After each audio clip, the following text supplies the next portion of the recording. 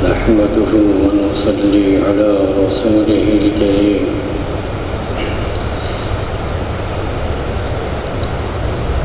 معزز سامعین کرام و خواتین و مستورات، آج بھی نمازی کے متعلق بیان ہے۔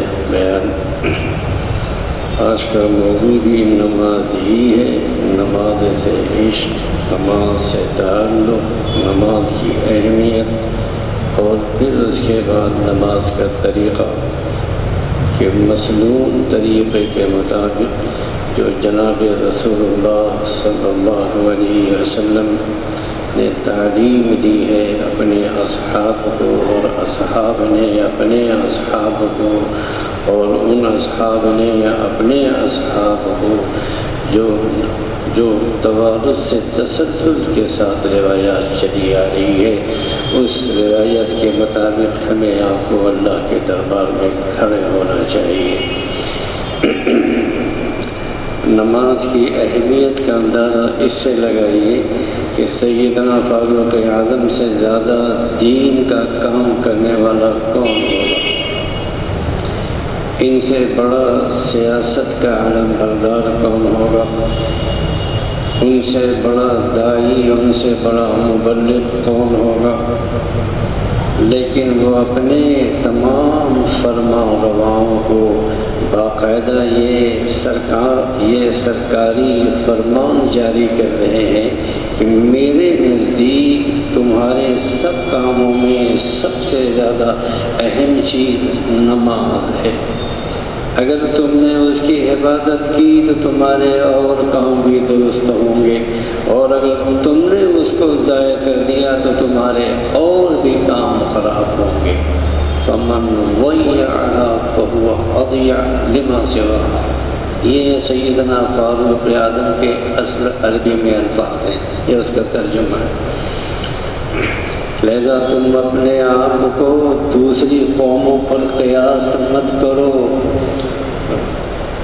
اور یہ مت سوچنا کہ غیر مسلم بھی تو نماز نہیں پڑھ رہے ہیں مگر ترقی کر رہے ہیں، دنیا میں ان کا ڈنکا بج رہا ہے، خوشحالی ان کا مقدر بنی ہوئی ہے، اور دنیا کے اندر ان کی ترقی کے ترانے پڑھے جا رہے ہیں۔ یاد رکھو تم اپنے آپ کو ان پر قیاس مت کرنا۔ اللہ تعالیٰ نے مومن کا مزاج، مومن کی تعریف یہ ہے جو اللہ پر، یوم آخرت پر، ملائکہ پر، تقدیر پر، آخرت پر، عالم قبر پر، عالم برزخ پر یقین رکھے، اور اس بات کا یقین رکھے کہ مرنے کے بعد زندگی ہوگی اور اللہ تعالیٰ کے یہاں ہر سوال کا جواب دینا ہوگا۔ لہذا تم اپنے آپ کو ان پر قیاس مت کرو۔ اللہ تعالیٰ نے مومن کا مزاج اور مومن کا طریقہ کافر کے مقابلے میں بالکل مختلف قرار دیا ہے۔ قرآن کریم کا کہنا یہ ہے کہ مومن کو فلاح نہیں ہو سکتی جب تک وہ ان کاموں پر عمل نہ کرے جو یہاں بیان کیے گئے ہیں۔ ان میں سب سے پہلا کام نماز ہے۔ لہذا اگر تم فلاح چاہتے ہو تو اس کی پہلی شرط نماز کی حفاظت ہے۔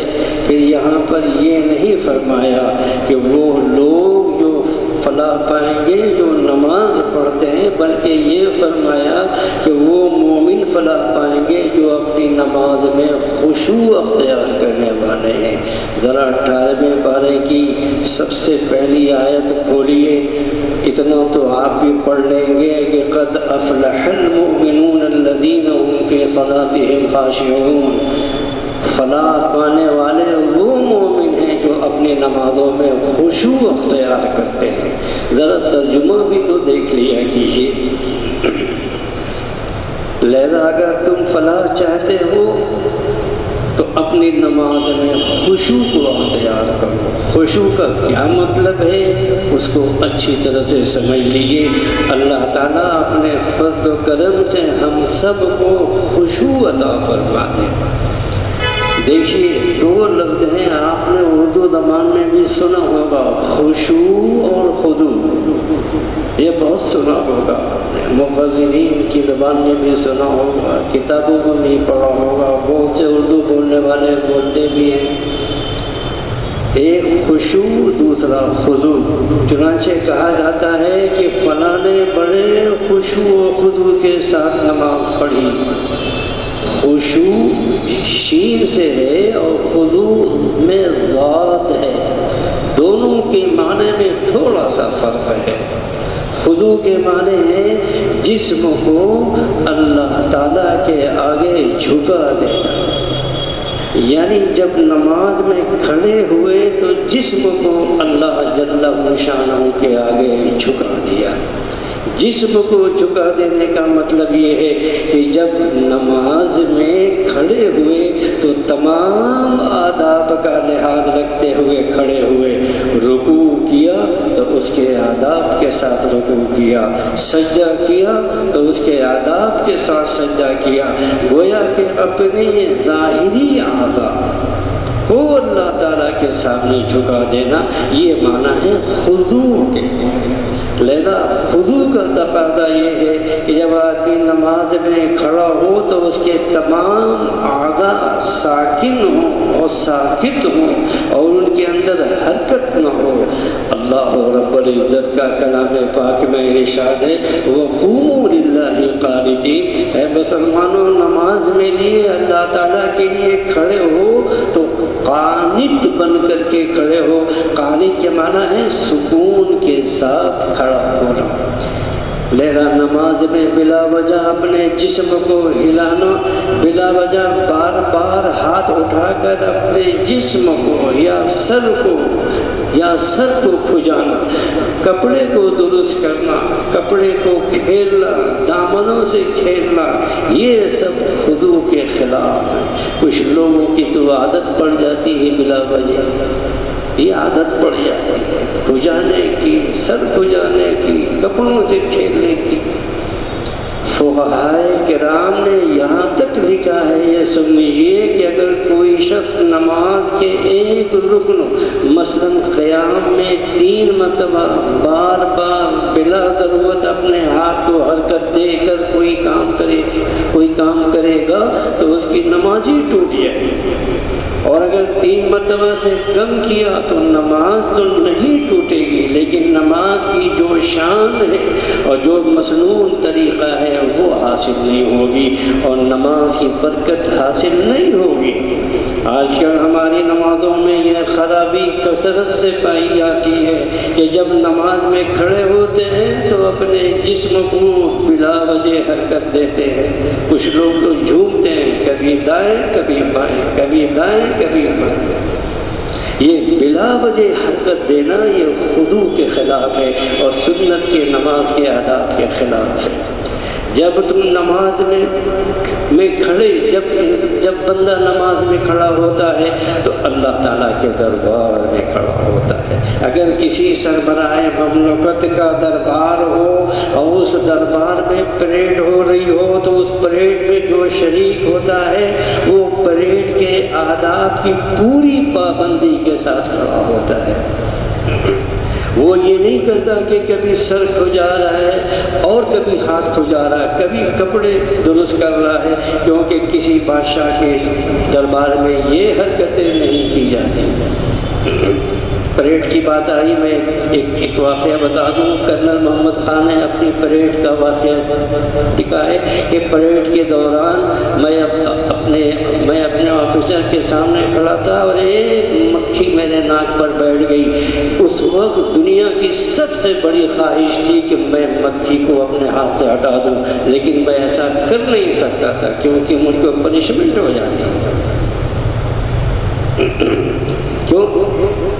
جب دنیا کے عام بادشاہوں کا یہ حال ہے تو تم احکم الحاکمین کے دربار میں کھڑے ہو، جو سارے بادشاہوں کا بادشاہ ہے، اس کے دربار میں کھڑے ہو کر ایسی بے جا حرکتیں کرنا بالکل مناسب نہیں ہے، بلکہ اس کے دربار میں تمام آداب کا لحاظ کر کے کھڑا ہونا چاہیے۔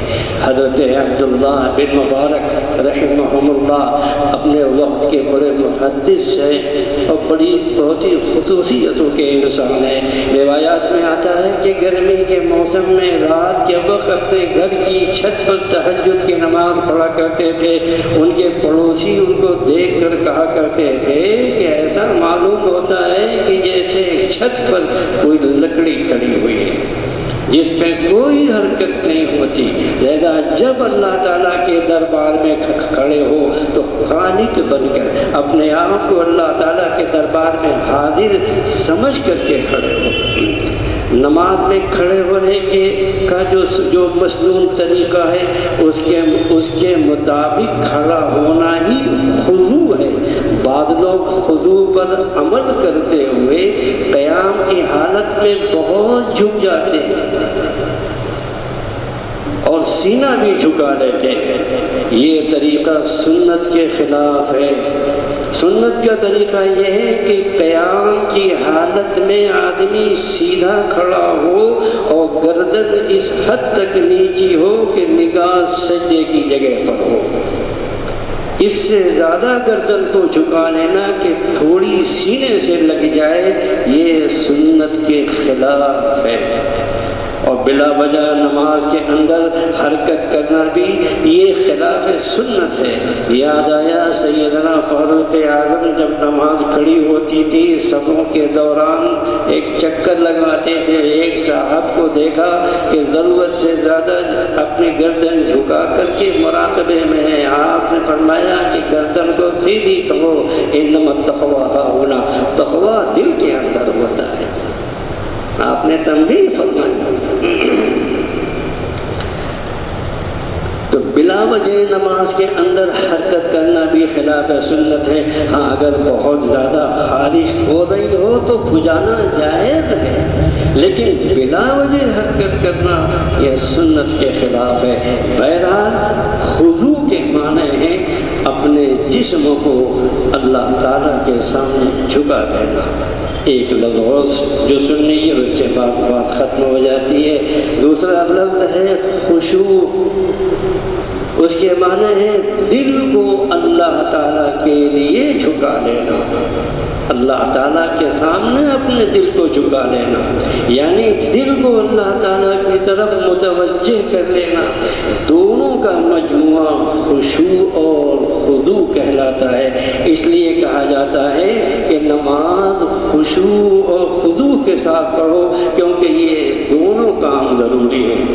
اللہ تعالیٰ ہم سب کو نماز کی طرح پڑھنے کی توفیق عطا فرمائے، تاکہ ان کا جو اعلان ہے کہ قد افلح المؤمنون الذین هم فی صلاتهم خاشعون، فلاح پانے والے ہیں وہ مومنین جو اپنے نماز کے اندر خشوع اور خضوع اختیار کرتے ہیں۔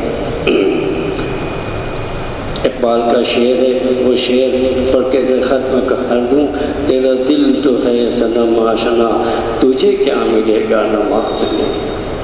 اللہ تعالی ہم سب کو نماز کی طرح پڑھنے کی توفیق عطا فرمائے۔ کسی وقت فلاح کے معنی بھی سمجھ لیجیے گا کہ فلاح کے معنی کیا ہے۔ فلاح کے معنی سمجھتے ہیں ہم لوگ کامیاب، ارے کون سی کامیابی مراد ہے؟